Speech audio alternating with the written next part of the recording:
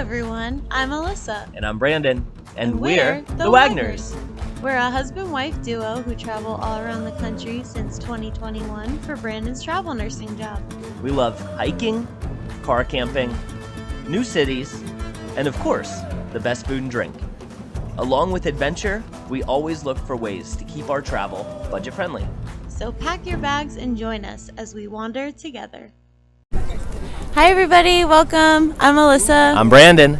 And we're the Wagners. We are Brandon's a travel nurse and I'm his wife. So we are coming to you from America's best city, New York City, Big Apple. This is a frequent destination for us. We have family here in Manhattan and in Brooklyn.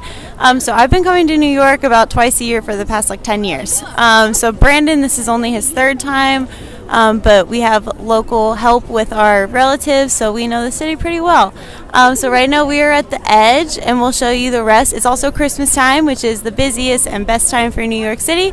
So we'll show you some of the fun Christmassy things we do while in the city. Yep. Let's go explore. All right. Okay, so sorry for that rushed intro. We had our selfie stick out, and apparently the staff at the Edge didn't like that very much, so we had to be brief. But yes, welcome to New York.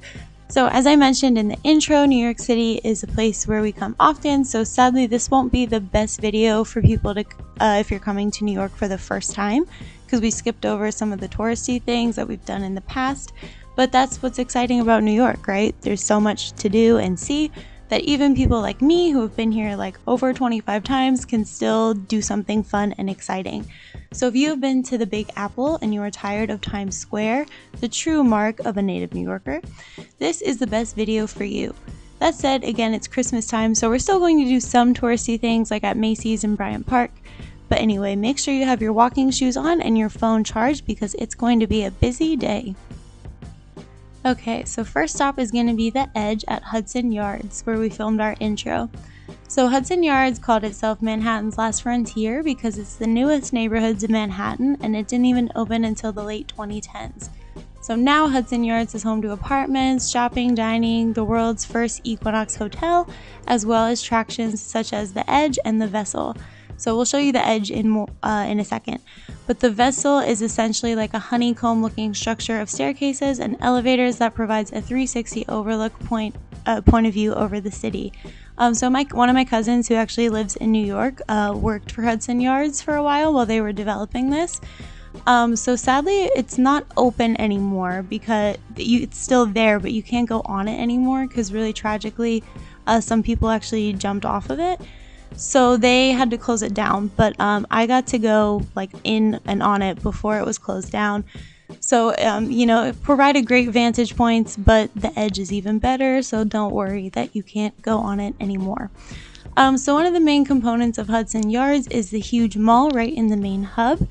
This mall has a lot of places to eat, drink, and of course, plenty of upscale shops. So you also use the mall to get to the Edge because get ready for this, it's on the edge of the building. So the Edge is one of the newest lookout points in New York City, only opening in late 2021. So as you walk through the line to get the elevator to go up, you're told the story of the inception of Hudson Yards and some interesting points of how it was built.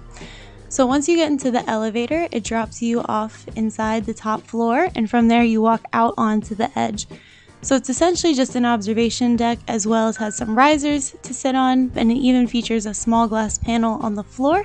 You can look at the city below you, just like the Seattle Space Needle if you were there with us for that. So general admission for, we just did the general admission, but for $185 you can do the city climb where you're attached to harnesses and you climb on staircases on the side of the building, and you can even stand directly over the edge of the building with no obstructions, so just your harness to hold you back. But we just did the general admission. So general admission is $40 for adults, $35 for children ages 6 to 12, and $38 for seniors. So New York City has some of the best public transportation in the country, so we never drive in the city, so I don't know what the parking options are, but it's Subway Stop, 34th, and Hudson Yards. We would strongly encourage you to use the subway during your stay. If you don't know how to use the subway, no sweat, I got you covered. We made a video tutorial for you, so you can check that out and use the subway like a native. So next up, we are heading to the Museum of the Moving Image in Queens. If you followed our page for a while, you may have noticed we love to give movie locations if we happen to be somewhere where something was filmed. Well, this love of movie knowledge and background actually came from my older brother and my younger cousin who lives here in the city, who are huge movie buffs. So we love coming to this museum because it shows different special effects and elements that all make up that awesome movie magic. So they also just had regular memorabilia from different movies and shows. Like when we were there, they had a Walking Dead exhibit, but I thought even cooler than those exhibits where you could kind of play around with different elements like sound or music, but it really showed how much those things make a difference in a movie. But my favorite exhibit was the Jim Henson exhibit. I'm really hoping everyone knows who Jim Henson is, but if you don't, he's the creator of the Muppets. So I got to see all my favorite Muppet friends like Kermit, Miss Piggy, Statler and Waldorf, and so many others. For the hands-on exhibit here, you could make your own puppet and put on your own puppet show. So I absolutely loved, and I still love the Muppets today. So this was really fun for me. They also have a huge Egyptian-themed theater that was so fun to look around, and they were playing the old Muppet shows. So I would definitely recommend this museum to any movie lover who wants behind-the-scenes look at the magic, and of course any Muppet fanatics like myself. So admission to this museum is $20 for adults 18 and over, $12 for seniors and students, and $10 for kids 3 to 17.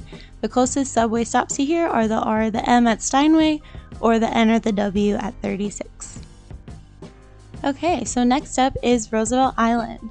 Admittedly, Roosevelt Island is pretty residential, so there's not too much to do except walk around and kind of check it out, but there are some cool things to see. So first of all, the tramway to get to the island is a really fun attraction in of itself. This tram is included in the MTA Metro services, so if you have your Metro card, you can just slide to get it across. Like any other Metro ride, it is $2.75 one way. So once you're on the island, you'll see one of the Cornell branches, Cornell Tech, and you can walk through the campus. You'll also come across a very odd and seemingly out of place dilapidated building. This is a smallpox hospital. It was built in 1857 and was the first hospital to accept smallpox patients. So if you had smallpox, you were quarantined to Blackwell's Island, which of course was just the name for Roosevelt Island back in the day, which I think is much cooler, but whatever. However, when the vaccine was implemented, the hospital closed in 1875. And then sadly, in the 1900s, vandals destroyed the metal detailing, which caused the roof to collapse, thus leaving the facade of the building that is there today. So after you pass the smallpox hospital, you'll come to the end of the island where you'll find Franklin D. Roosevelt For Freedom State Park. This is where President FDR gave his 8th State of the Union address, and it became famously known as his For Freedom speech. He encouraged Americans to rally against the Axis powers during World War II, and of course, obviously this was after World War I, so the Americans were trying to remain isolated from the issues of other countries. But FDR tried to empower Americans to join the Allies in reminding them the 4 freedoms all humans should have: freedom of speech and expression, freedom of worship, freedom from want, and freedom from fear. So these freedoms became the source of hope during World War II, and after the war was the basis for the Universal Declaration of Human Rights. So if you want to experience the history, this park is open to the public and there is no admission cost. So lastly, we're just going to end with some of the mainstream things to do in the Midtown area. So we were there for Christmas, which if you're visiting the city and you can brave the cold, Christmas is the time to come. Every year Macy's has new window displays and Santaland, and even North Pole direct mailboxes where you can write your letter to Santa. Bryant Park turns into a winter village with ice skating and food and gift vendors. We didn't do all the activities this year, but of course you can check out the tree and ice skating at Rockefeller Center or ice skating at Central Park. There's actually lots of ice skating options in the winter, so I'll link a blog post that has more options so you can find the one that's best for you. The last thing that I insist that you do while you're in the city is don't be shy with your calories. You have to get some authentic New York style thin crust pizza, and don't even get me started on the bagels. The best place for you to get your bagels and maybe a chopped cheese sandwich or a deli sandwich are those little convenience stores and delis. The menus are huge and New York is famous for its delis, so don't forget to stop at one. Hopefully we'll be back in the city soon so we can show you more, since there's always something new and exciting in New York. But thanks for coming along, and make sure to like and subscribe so we can see you next time. Leave us a comment of your favorite things to do in New York. Thanks for watching. Bye!